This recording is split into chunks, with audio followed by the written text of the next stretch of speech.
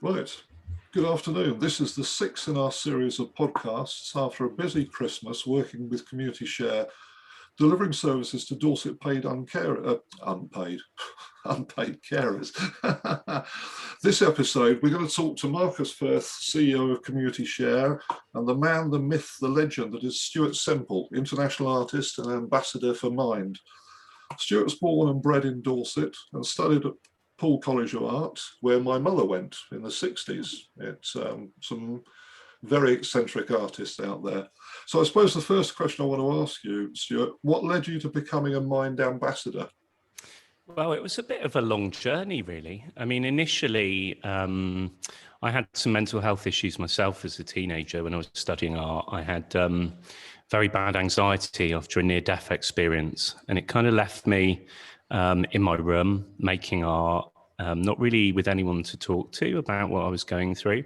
And at those times, specifically for like a young male like me, you know, we just didn't really talk about that stuff. And I didn't even know what it was. So I kind of went to ground. And then a few years later, my grandmother developed late onset schizophrenia.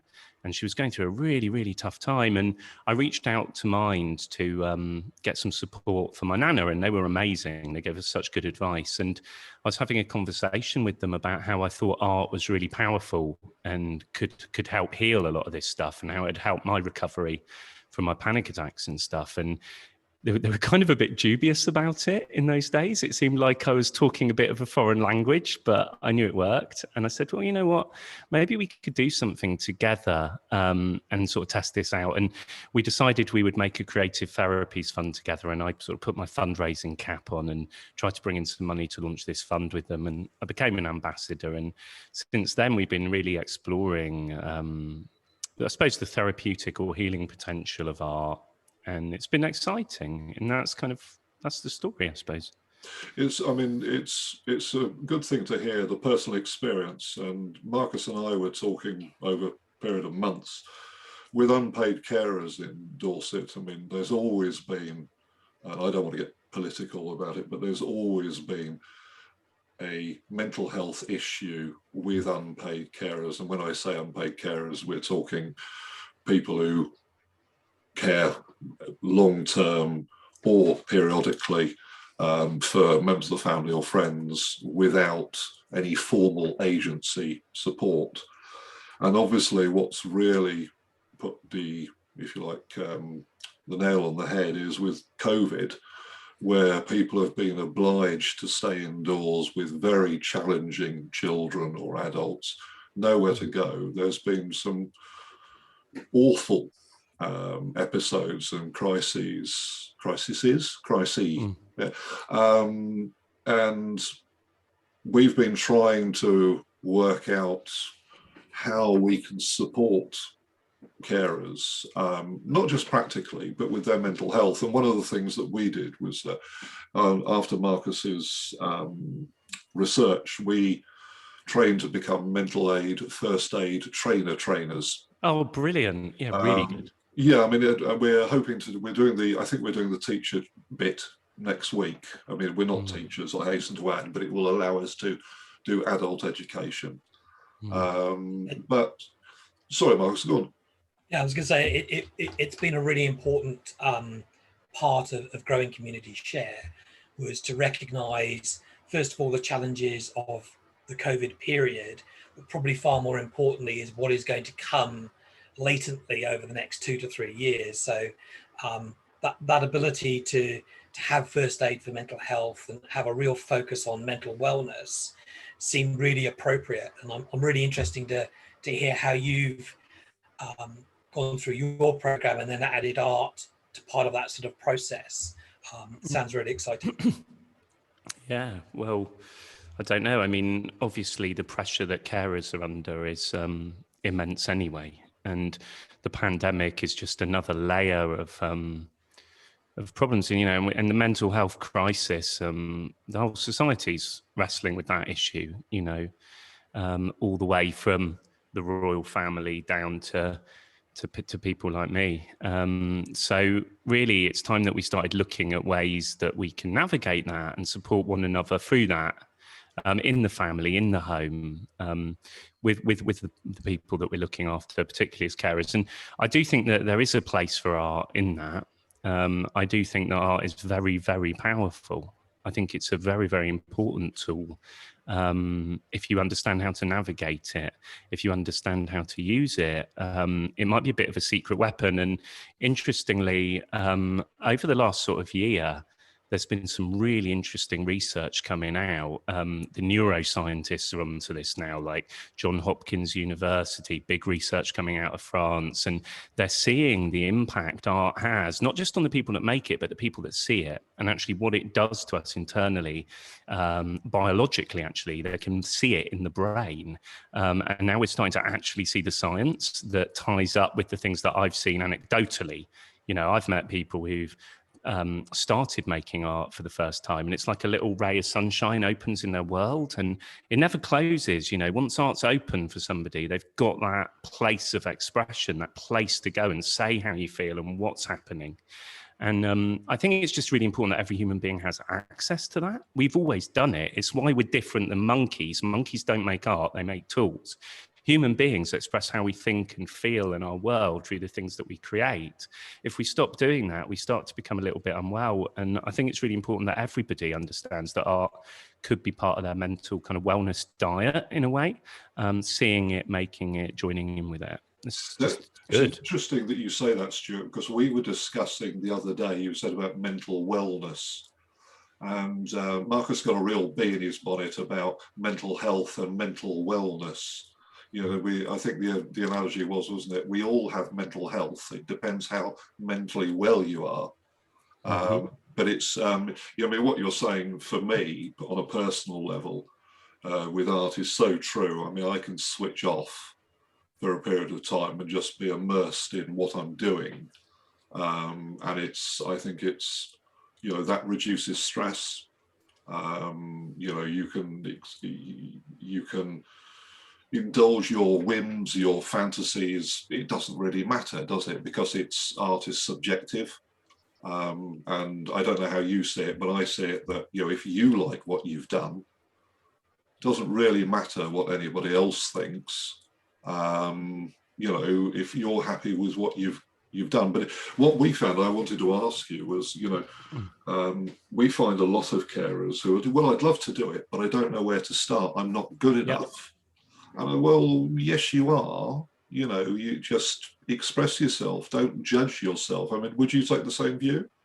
No, of course. Unfortunately, we live in a society where, you know, you can go as far as to say, and I don't want to get political about it either, that people are actively discouraged from creating art. It seems whimsical, a hobby, not important, that we have to be really good. You know, the reality is you or I are never going to be as good as Picasso, but that doesn't mean we can't have a go at it. And that we can't benefit from doing it. And through doing something, we get better at it. So if, you know, I believe everybody can get better at what they do through practice. Like if I did ballet dancing every day for the next 10 years, I would definitely be better at ballet dancing than I am now.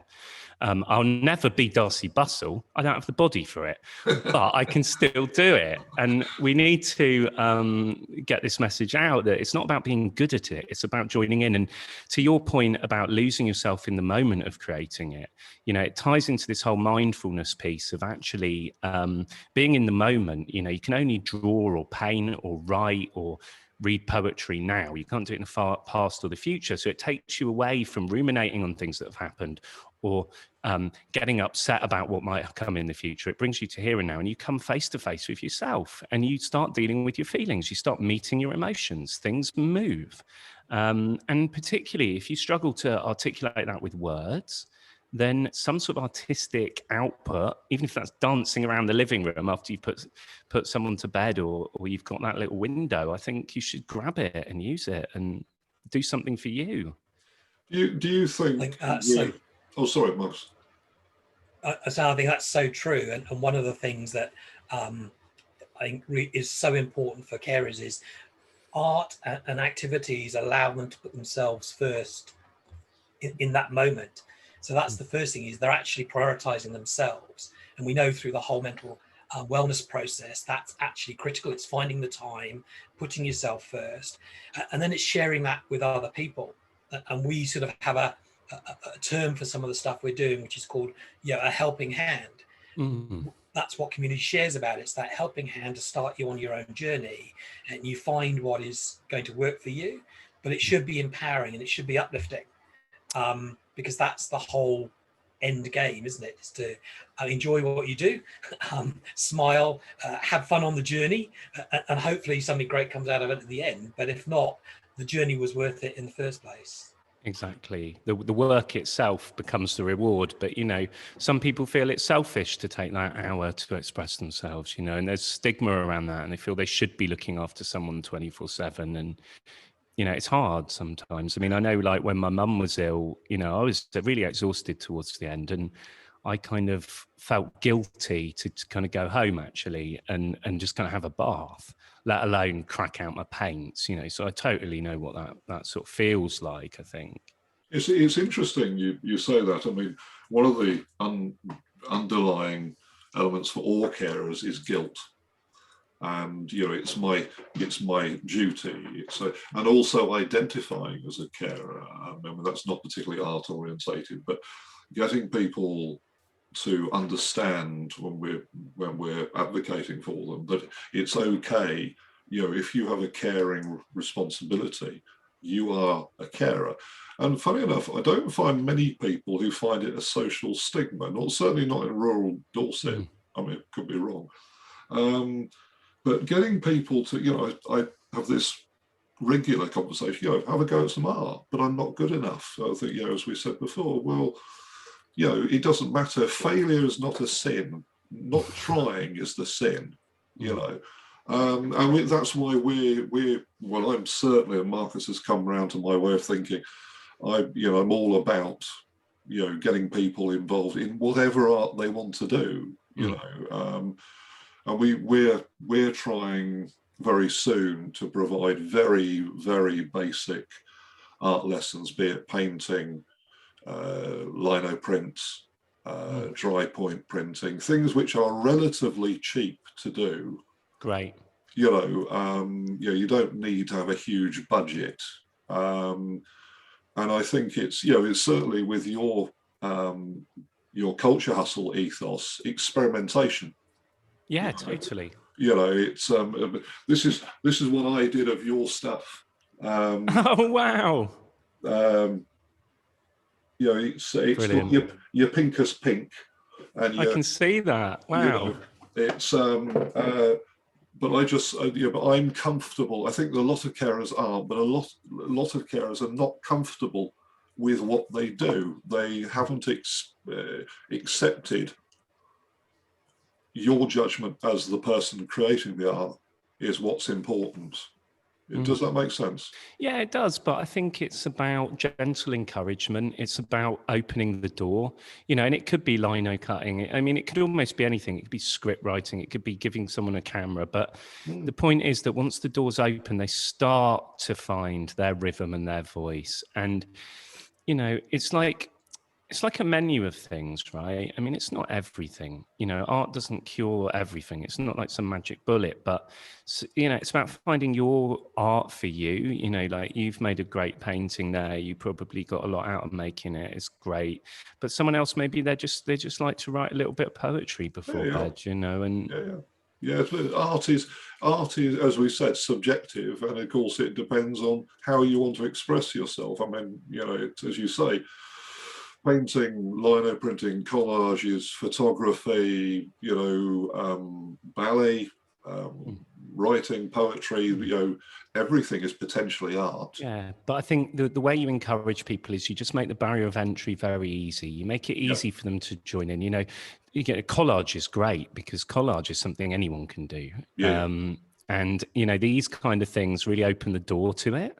And you'll find, like, what we found at Mind, we did things like we would buy a piano for a small group somewhere or fund script writing or whatever. But when you meet people who participate in that, they literally come up to me, they hug me, they say, you can't believe it. It's like I've got a whole new road open to me that I didn't know existed. And what you tend to find is, for some people, when you open that little doorway, and they get a glimpse of it, it just blows up for them. It's beautiful to see. It's like the lid's lifted off. It's phenomenal. When it works, it goes like a rocket. Yeah. It's what would you say to carers specifically, who are quite often trapped indoors, about, you know, if they were going to take up some form of art, where do you think they should go? I'm not trying to pin you down to anything. Yeah. I mean, I don't know. I think one of the easiest things anyone can do right now is grab a magazine, cut some images out, and start organising them on a piece of paper. You know, that's this essentially collage. That's essentially telling a story or expressing something. You know, but the other thing you can do is try and draw. Now, the problem with trying to draw is it takes a bit of skill. It takes a bit of practice. Very few people can just draw. So that's a challenge, right? But, you know, you could do, maybe I'm going to do 2 minutes every morning of drawing, and I'm just going to draw my coffee cup in front of me and pick something in the room around me and just have a go. See what happens. Or dive into a bit of a story, remember something that happened yesterday and see if you can make an impression of it. That's very hard, but very, very rewarding. Yeah, fantastic. The amazing thing is that art is so broad, isn't it? And we were having a conversation over the last few days and saying most people have a smartphone at their disposal which has a camera in it. So actually, that's again a very simple place to start. There's so much free software around that, again, it's that very affordable, very accessible. And I think that really sums up what we're trying to approach, is just opening doors for people and getting them on the map, and then saying, hey, the journey you choose is up to you, but did you realize the map existed? And once you're in that sort of real cauldron, which is so large of art, then you make your own way and find the things you like. 100%. And I think that speaking to that point, looking at art is the other thing that you can do. And sometimes people aren't ready to make the stuff, but they're ready to start looking at it. And what I've been reading now, this new research, is that the way the brain works is when you look at a piece of work, your brain puts you in the process of as if you're participating in the creation of it. Your brain starts to imagine how the artist did it. And they can actually see bits of the brain lighting up as if you're making the art. Right. And they've done studies where, like, someone who, for instance, broke their legs, they put a Degas painting of a ballet dancer in their room, and it inspired them to start moving their leg. They could almost, the mirror neurons in their neurology started imagining they could move their leg like a ballet dancer. And it really helped. And I think it's in, I'd like to say Canada, but they actually have a program there.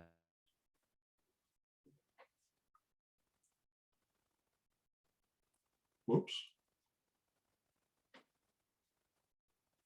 Oh, hell.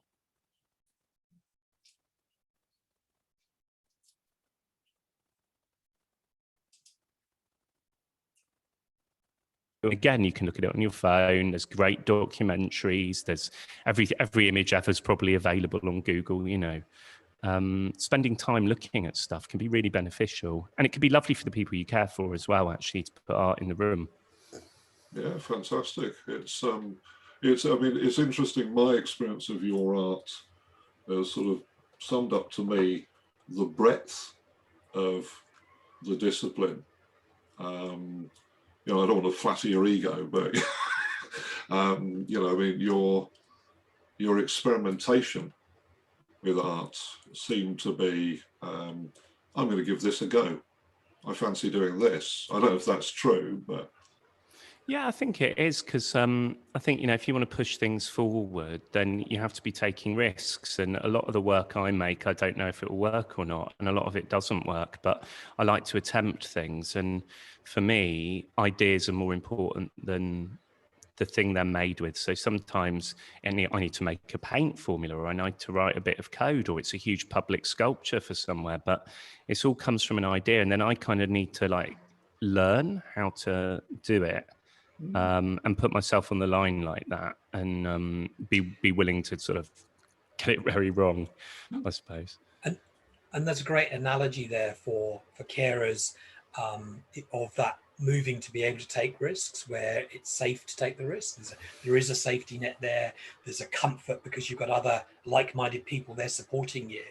And that's a life skill in itself, is taking risks occasionally and doing new things and changing the environment you're currently in, and being positive about that. So that's really powerful. Oh, cool. Yeah, I think like making art, it's not really dangerous, most of the time, unless you're running around with a sort of chainsaw and cutting up poisonous metal or something. So, it's unlikely that you're going to hurt yourself. So you can take quite big risks with art that maybe you can't take in your day-to-day life. Because actually, even if you get it wrong, what's it really matter? It's only art at the end of the day. No one needs to see it but you. So you can play. Do you feel with your art, do you feel a no, I was going to say a personal affinity, but do you feel when you get something wrong, does it affect you emotionally?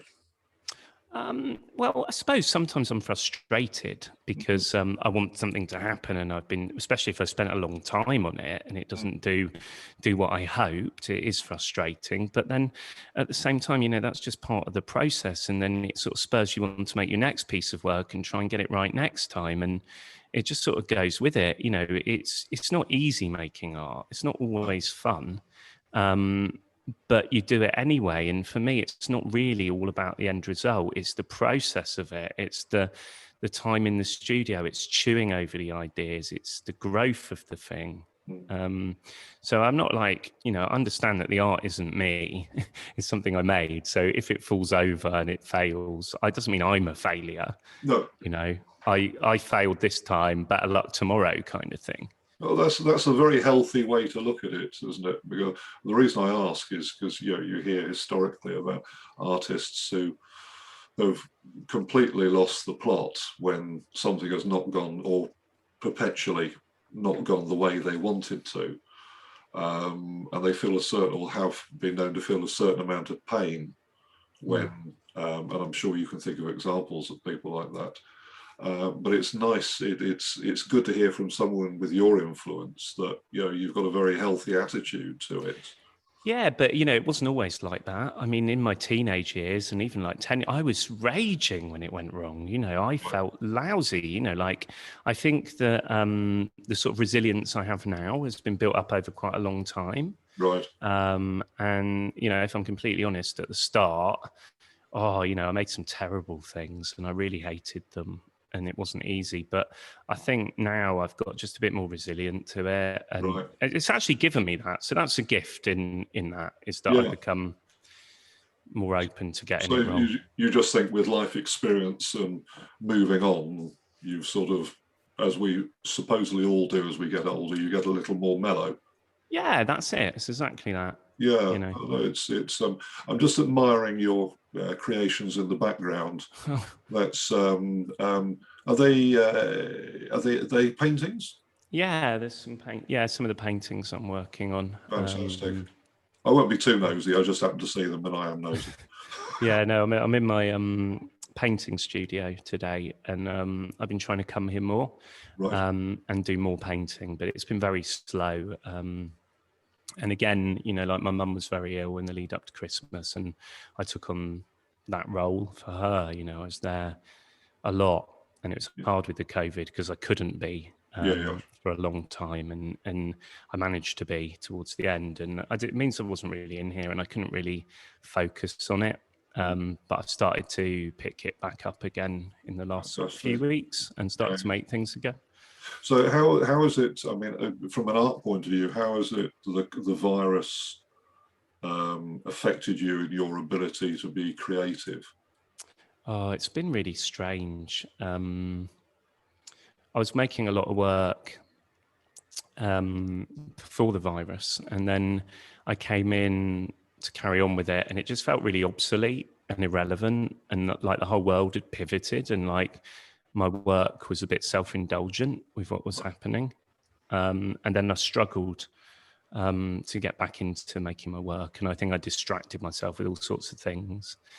And I think, Yeah, and I think also like I had a lot of big projects I was working on that I was very excited about, and they kind of got postponed or cancelled or changed, and I felt a bit despondent. I think that a lot of the things I was hoping to happen kind of couldn't. Mm, mm. It's the do you have any plans, or is there any projects you'd like to do, but there's very little prospect in the short term of them ever happening? Do you have some big ambitious?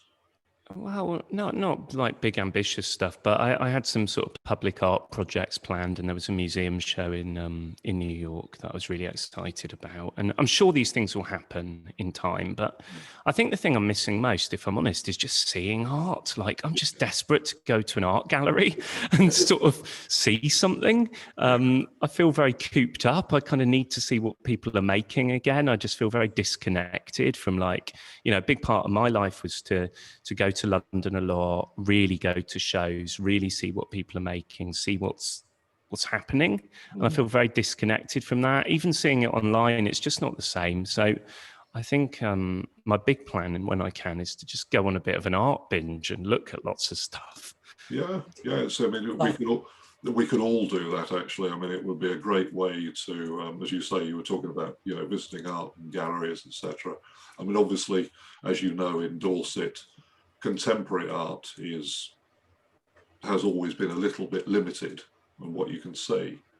And we, you know, obviously when the County Museum reopens with its redevelopment, hopefully this summer, there are going to be some, as I'm sure you're aware, there's going to be some rolling exhibitions there. Do you think there's any likelihood you'll exhibit in there?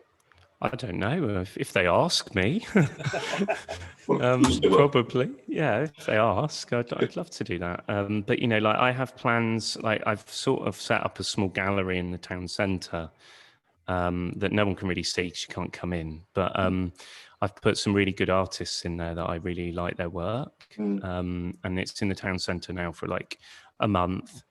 So I'm hoping that, you know, on the 12th of April, maybe we can open the door and then people can come in and see some of the work. Yeah, and are they all local artists? Or? No. So controversially, so you know, they're not. None of them are, and that was a very conscious decision that I wanted to bring. Yeah, so you know, maybe this is a bit of a. I decided I wanted to bring really great international artists to Bournemouth so we could see stuff that we've never seen before, because I think it will inspire the artists who are here. And I think there's already some good places for local artists to exhibit, and I think it's been being done relatively well. But what we're not getting to see is that cutting edge, avant-garde, contemporary art that's being made right now here. And that's what I want to make a platform for. Fantastic, yeah. Fantastic.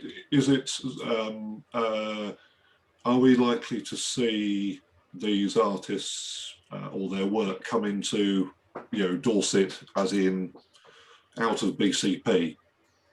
That would be really nice. I would love that. I think that's definitely my my sort of long-term goal for it. I mean, right now, so the Turner Prize nominee, Mark Titchener, we've put his work on the front of the Avenue Shopping Centre, and it says "These times will pass." Brilliant piece of work. Yeah.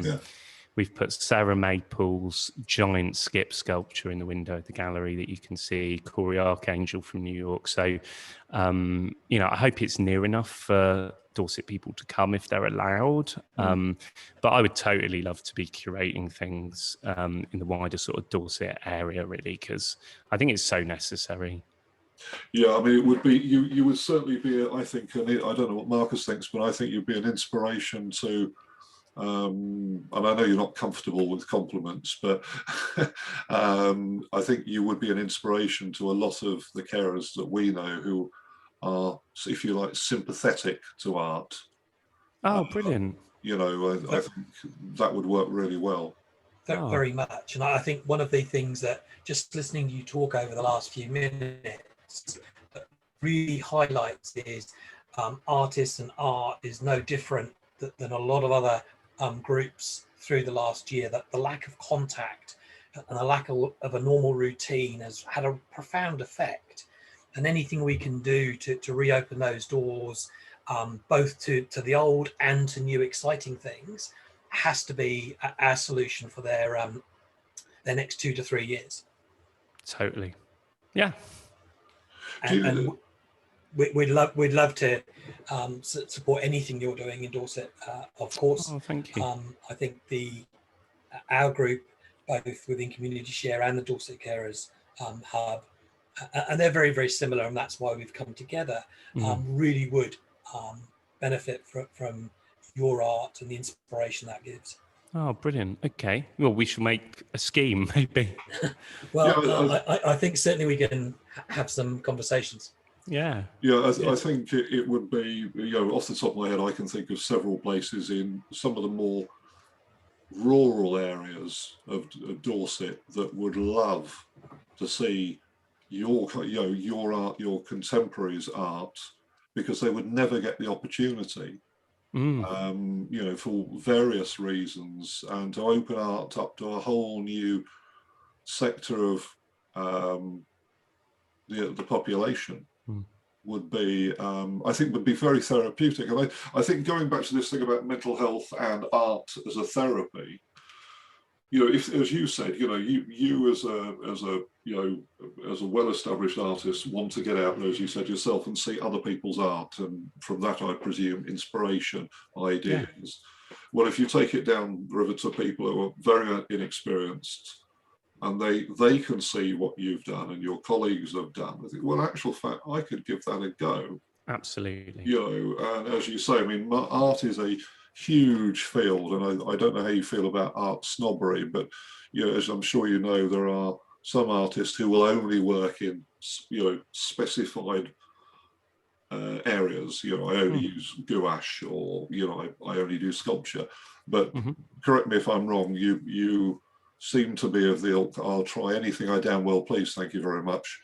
Yeah, I mean, there is that, but I think, everybody's into their own thing. And I think, I call myself a multidisciplinary artist. I play with lots of disciplines. That's my thing. But I think, to your point, I'm not into art snobbery. I mean, I think art's for everyone fundamentally. And, everyone has the right to access it and participate in it. It shouldn't be an elite proposition. And actually, I think a lot of the art isn't as hard to get your head around than we've been led to believe. It's a bit of a myth. I think most people can actually get something out of it.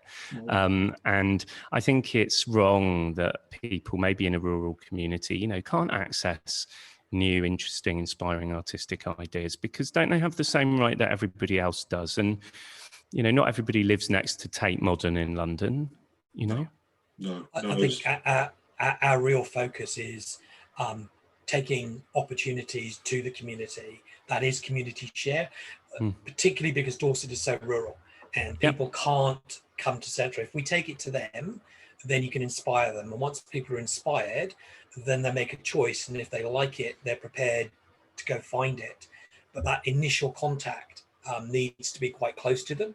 So it's accessible, easy. And I think most things start out quite simple, don't they? And then when we want to develop them, they become more complicated.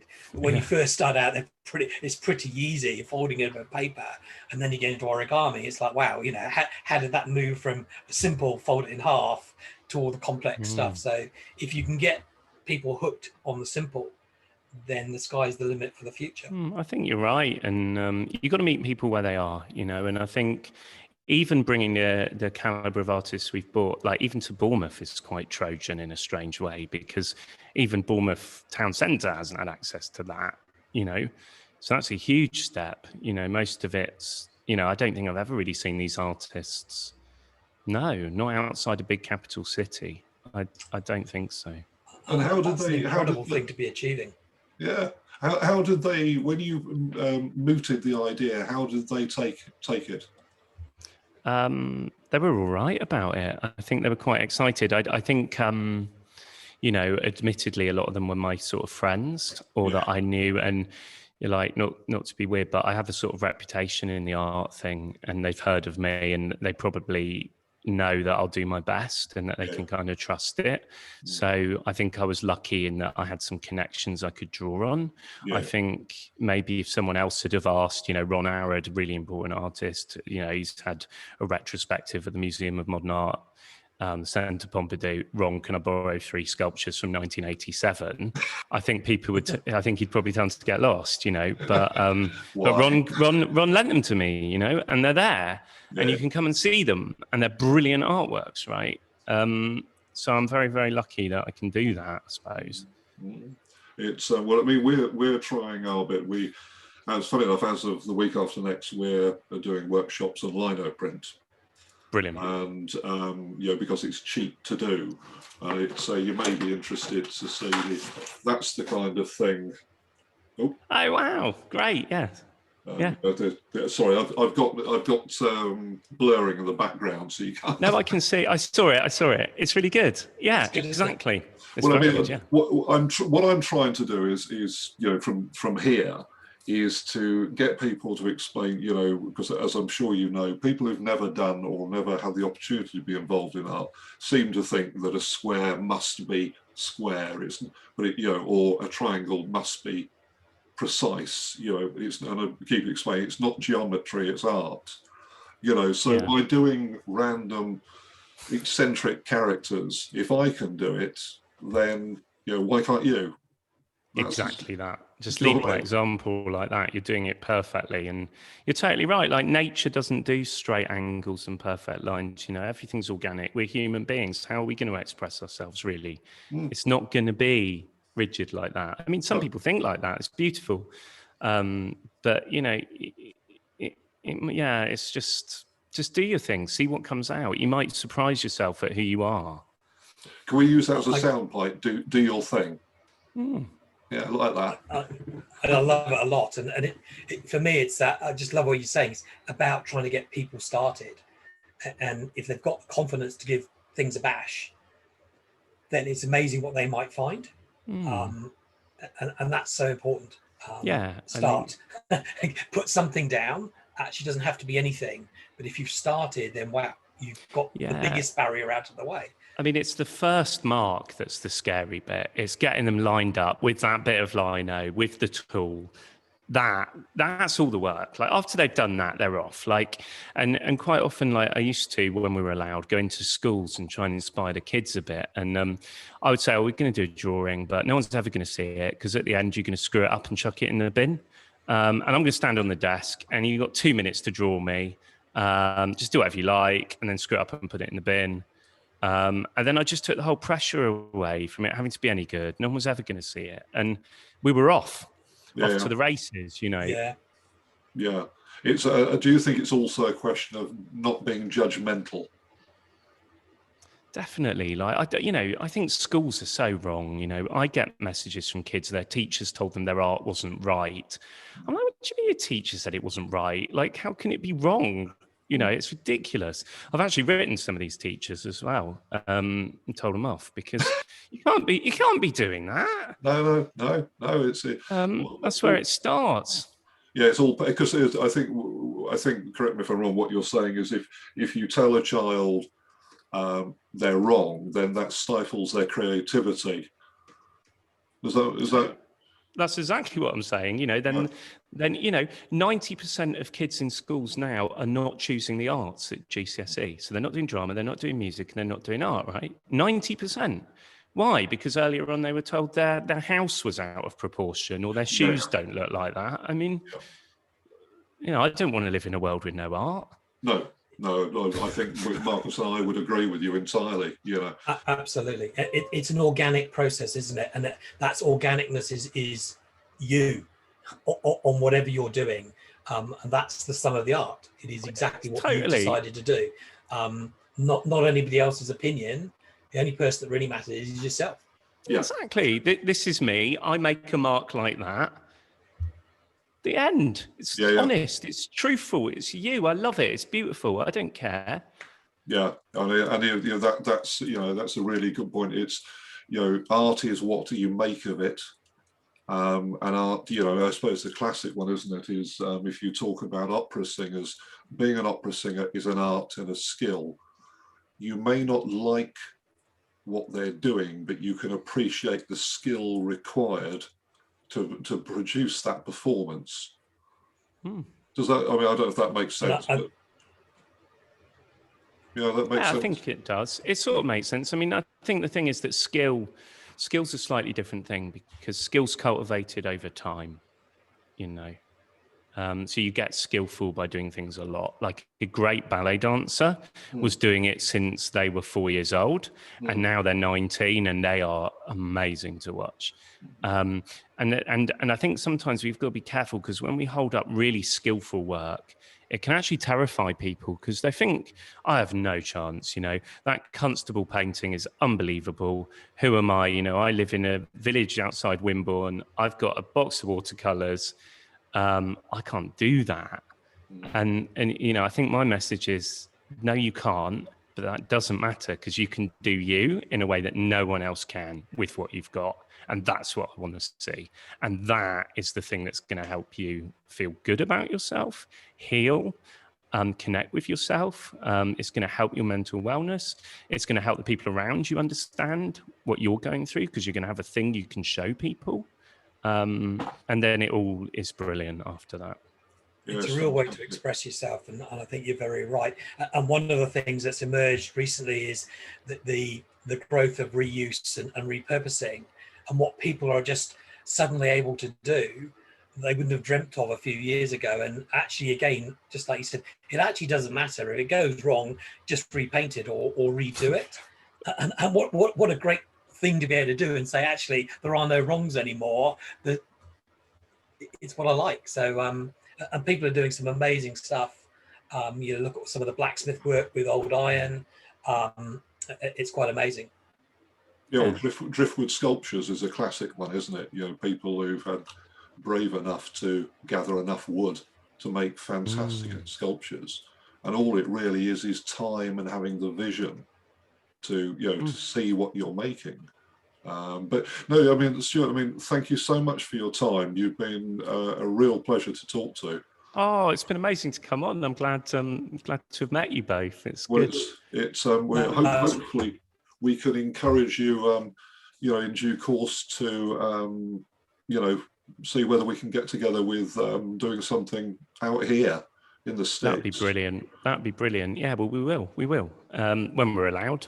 Yes, obviously within the rules. Within the rules, you got to follow the rules. But yeah, as soon as we can, I'd love to do that. Yeah, that'd be great. I must thank you, Stuart, because I think one of the things that comes across